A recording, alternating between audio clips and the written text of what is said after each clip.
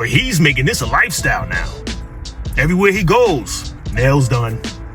I'm watching the dude take a urine right in front of me as I record in the parking lot of a gym. So if Dwyane Wade and others are trying to have a come out party, just do it. Be like Nike. Just do it. The rules have taken a nosedive like the economy. Can I be earnest? Back with more social commentary.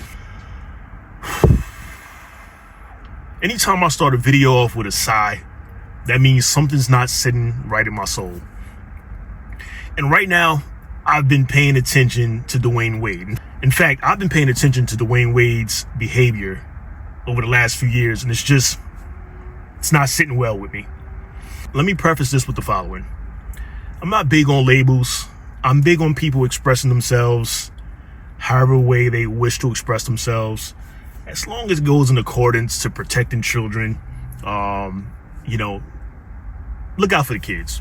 That's all. Once a child reaches a certain age, obviously adulthood, they're at liberty to make whatever decisions they need to make for their life. So with that being said, am I a fan of Dwyane Wade and his wife decision making concerning their children? No. Am I a fan of Dwyane Wade's son transitioning into a young trans lady? No. But I'm not here to, criticize the child. I'm not here to, that child has to live with that decision until they decide they no longer want to do this, or if this is what they want to do the rest of their lives. And that's on the child. But Dwyane Wade is an adult. Dwyane Wade's got to be 40, 41, whatever. And his recent behavior is quite puzzling. He's no longer in the limelight as far as an NBA star.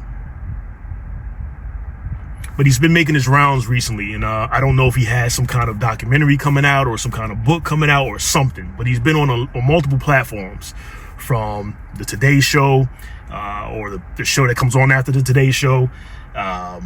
He's been on Carmelo Anthony's podcast. He's been around. And he makes it his point to let it be known that he is all about feminization right now. So he has his wife, he has his children. From that point of view, you think male, masculine, male. He's a family dude. He's got kids, whatever. That's what you think from the outside. But looking in, something's off. And I don't know about Dwyane Wade's past trauma. I don't know what he may have encountered as a child. But for any man, and this goes for Noah Lyles as well, for any man to be so comfortable putting nail polish on. There was a time where, maybe you got your pinky nail painted. Oh, I'm a rebel. Maybe it meant you were rebellious and you were just willing to risk it all. The Dennis Rodmans of the world. But Dennis Rodman used to be like the exception to the rule. He was one of those rarities, like, he's a nut. Whatever. Let Dennis be Dennis. That's what makes him happy. But in this day and age, it's becoming mainstream. And for Dwyane Wade to be on these platforms with all his fingers painted with designs, I find that to be problematic. In fact, he's even walking around with a man purse, a merce. I'm sad that there's even a name for it. What's really happening? Who turned this man out? As a child, when you wanted to maybe emulate your mom, and I'm guilty of this as a young boy, maybe being around my mom, and I had my dad in my life, but being around my mom and being a goofball that I am, I might have put on my mom's shoes and walked around the house as a child of the 80s. Maybe that's just something that a lot of us did. Maybe no one did it. But I may have done that as a kid to make my mom laugh and thought nothing of it. But I'm a child. Single digits. My mom, is being a goofball, so I'm going to be a goofball with her. But as an adult, the thought never occurred. If it did, I'd just tell you. The thought has never occurred. to get my nails painted and get a design to emulate my ladies, or to, walk around in women's clothing, to carry a merce. And it has nothing to do with being secure in your manhood. Listen, I'm as secure in my manhood as they come. And like I said, I'm cool with freedom of expressions, but there's got to be limits. And in this day and age, there are no more limits. Everyone does what they want and don't hold any accountability. And I'm confused. What kind of message is Dwyane Wade sending? Okay, so you have a trans son. What does it have to do with you, though?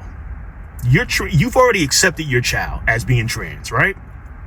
Why would you need to walk around and feminize yourself for your child now? Is it for your child, or is it for yourself? See, these are the things that make you go, These are the questions that I have, and I'm sure others have. If your child wants to come out and become another gender because they feel deep down inside that's what they've always been, why do you have to change? You've already accepted it and embraced your child and still love your kid unconditionally, correct? When cancer patients have to cut their hair, and sometimes people cut their hair in support, though I've never been a huge fan of that, I understand it. And I haven't been a fan of it because I've been one who's had long hair, and, I'm just like, man, I don't know if I can cut my hair for a cause like that. It is my hair. But I understand it, and I never knocked anyone who did it. If Dwyane Wade wanted to wear nail polish on the day his kid came out and said, I want to be a woman, I might even let him rock. But he's making this a lifestyle now. Everywhere he goes, nails done. Coming up in high school, guys getting pedicures was, common. It was more so for the pretty boys.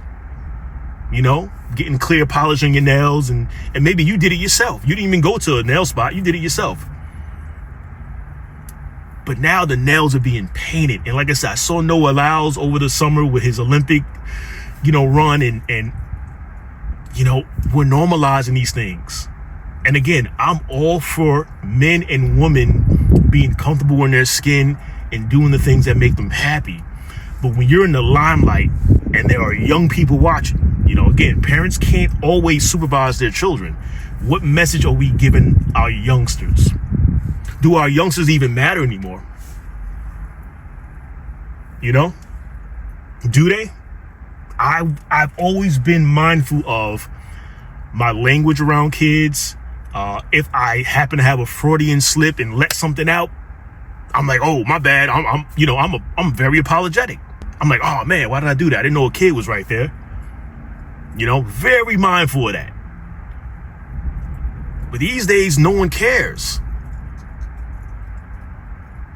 I'm watching a dude take a urine right in front of me as I record in the parking lot of a gym. I don't want to turn the camera around, but it's just we're in a weird time. The rules have gone out the window head first. The rules have taken a nosedive like the economy. So I don't know, man. I don't know if Dwyane Wade, like I said, is going through a crisis, if this is a scream for help, or he's trying to normalize it. Like others, he's not the only one. There's a lot of people in that limelight who are trying to normalize things. And the sad part is, someone out there allows this to become trendy, and then you're breeding more feminization of men. Black men in particular. I know there's somebody watching who can recall when rock stars did certain things, whether it was the skinny jeans or even some rock stars painted their nails, but you had to be in a certain position to do that. It wasn't like you would walk around and see this in school and stuff, but you're seeing weird things in school.